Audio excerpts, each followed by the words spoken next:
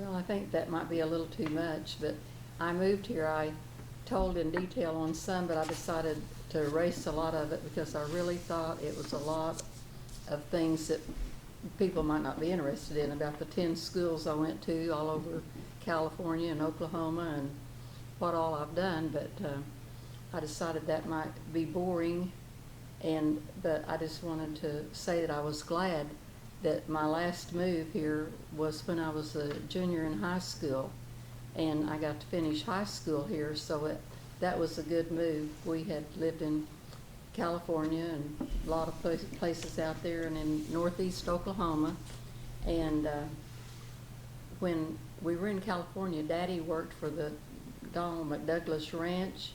We stopped at my aunt's on the way back to Oklahoma, and he saw an ad in the paper to be a Caterpillar driver on this ranch, and so we did that.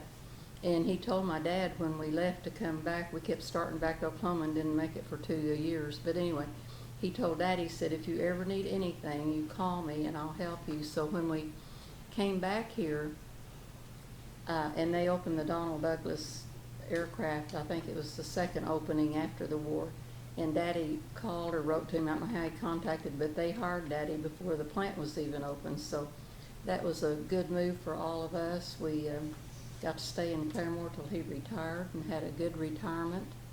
And I got to go to high school 2 years. I was pretty lost my first year trying to get acquainted, and I'd always gone to smaller schools and had been in Afton for 4 years, and had knew everyone in town and everyone. But by the second year, when I was a senior, I was feeling pretty at home, and a lot of people like Tom Poole, who's here with us today, and people made me feel at home, and I got acquainted and got involved, and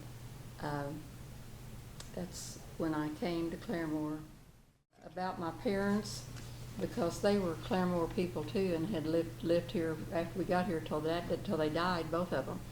And my daddy was Virgil Franklin Ivy, and he was a jack of all trades. He was a carpenter, built 2 of our homes. He built highways and built ships and carpenter work on them during the war in California.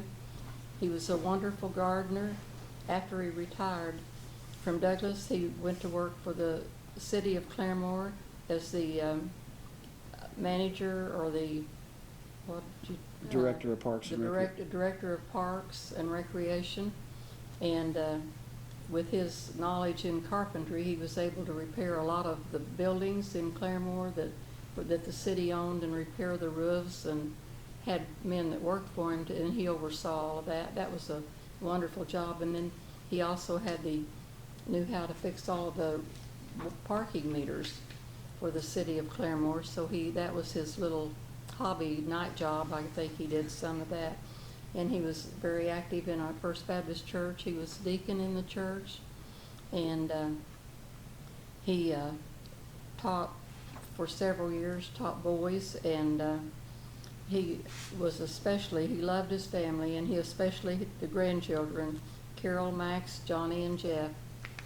And Mother took care of Jeff for a couple of years when I was working at one point, and that was a special deal.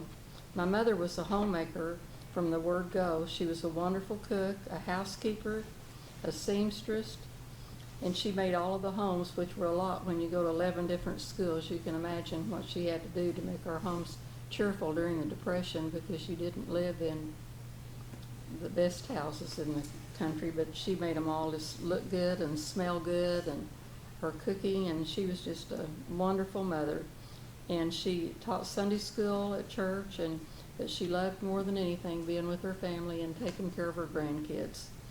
So, and I have had one sister who was 16 months younger than me. She has passed away now, but we were the best of friends all of our life. Didn't fight over anything but dishes once in a while, once a year maybe, who was going to wash or dry. But we did everything together. So when we did all this traveling, I just got to take my best friend with me to go every place we went. And we could play tennis, and we could go to church, we could go to movies. So it was just a blessing. And anyway, she passed away recently, and it's a big void, but we had a great time and a good family.